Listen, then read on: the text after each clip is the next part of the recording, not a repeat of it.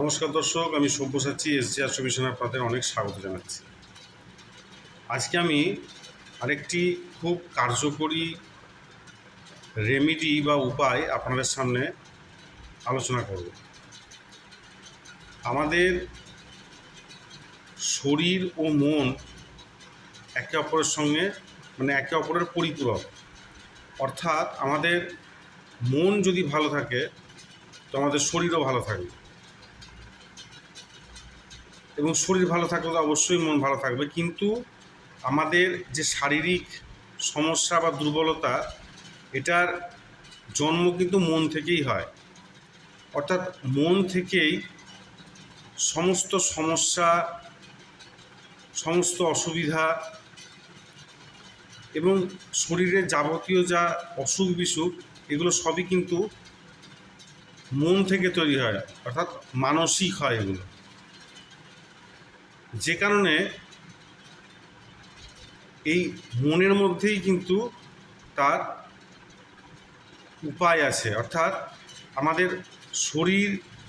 শরীরে যে অসুখ বা অসুবিধা, সেটা যদি আমাদের মনের কারণেই হয়, তাহলে এই মনের মধ্যেই এই শরীর সুস্থ রাখার যে উপায়, সেটি কিন্তু আছে।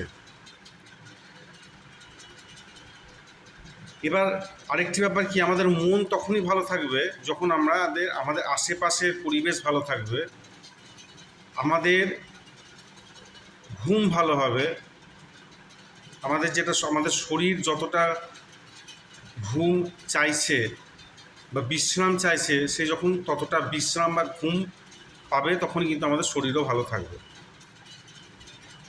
অনেকেই বলেন যে আমাদের শরীরের জন্য 6 ঘন্টা ঘুম, 7 ঘন্টা ঘুম, 8 ঘন্টা ঘুম, এরকম ঘন্টার নিরিখে বিচার করেন বা বলে থাকেন।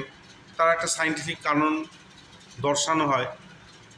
কিন্তু শরীর, আপনি 7 ঘন্টা বিছানায় শুয়ে থেকেও, 8 ঘন্টা বিছানায় শুয়ে থেকেও কিন্তু আপনার ঘুম কিন্তু যথেষ্ট না হতে পারে। আপনি 3 ঘন্টা 4 ঘন্টা ঘুম আপনার জন্য যথেষ্ট হতে পারে। অর্থাৎ আপনি ধরুন 3-4 ঘন্টা ঘুমোলেন, কিন্তু আপনার মনে হলো যে আমি যেন 7 ঘন্টা 8 ঘন্টার মতন ঘুমিয়েছি। অর্থাৎ আপনার ঘুমটা খুব তীব্র হয়েছে। অর্থাৎ ইন্টেন্সিটি যেটা ঘুমের, সেটা যদি আপনার গভীর হয়, ডিপ স্লিপ এটা যদি হয়, তাহলে এখানে ঘন্টার কোনো ফ্যাক্টর নয় যে 7 ঘন্টা 8 ঘন্টা। যাই হোক, এটা একটা তর্কের ব্যাপার হয়ে গেল। তো যাই হোক, তো আমাদের মন যদি ভালো থাকে তাহলে সব ভালো থাকবে। অর্থাৎ তার মানে আমাদের মানসিক অবস্থা যদি ভালো থাকে, আমাদের ঘুম যদি ভালো হয়, আমাদের মধ্যে ডিপ্রেশন জিনিসটা যদি না থাকে, কোনো নেগেটিভিটি যদি আমাদের মনের মধ্যে জন্ম না নেয়, এবং আমাদের মন সদা সর্বদা যদি পজিটিভ এনার্জিতে ভরপুর থাকে, সেটা হচ্ছে সবথেকে বেস্ট। কোনো মেডিসিনের দরকার নেই, আপনি এমনি সুস্থ থাকবেন। তো এইগুলো করতে পারে ছোট্ট একটি তামার ঘটি। আপনারা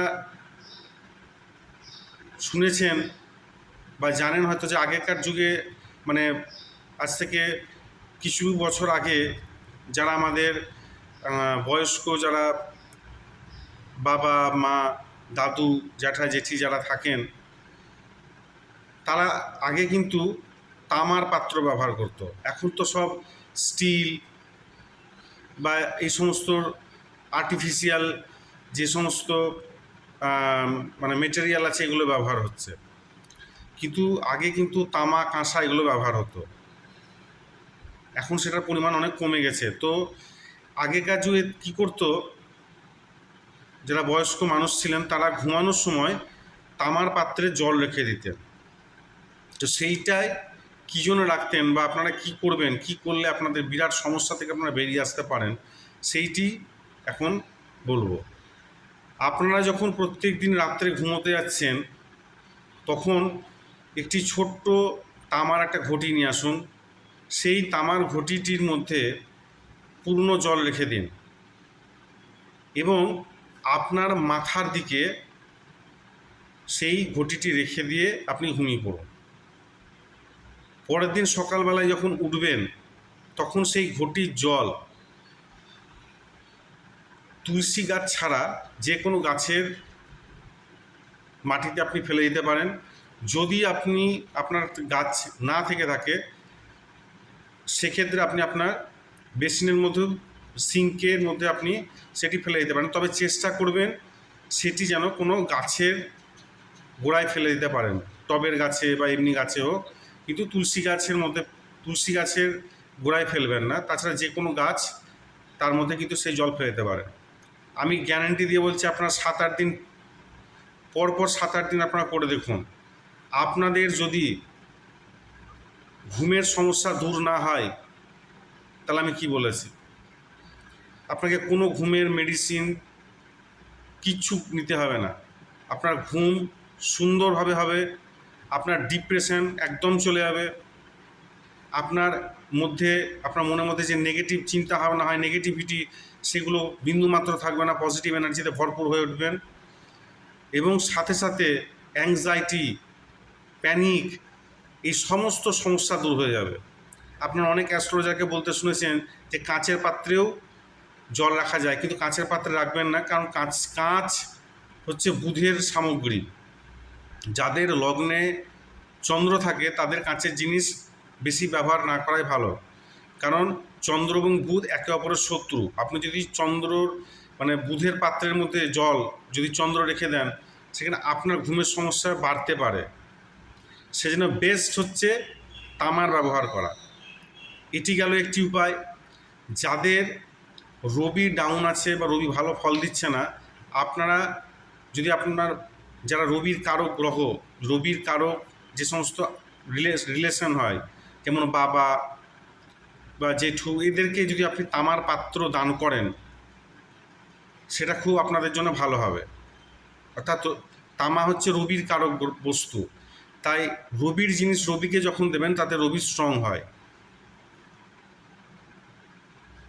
আপনারা যদি প্রত্যেকেই তামার পাত্রে জল রেখে দিয়ে সেই জল যদি সেবন করেন, খান, সেক্ষেত্রে আপনাদের রবি স্ট্রং হবে এবং আপনাদের মধ্যে অনেক নেগেটিভ এনার্জি, এগুলো তো দূর তো হবেই, প্লাস আপনার শরীর সুস্থ হবে।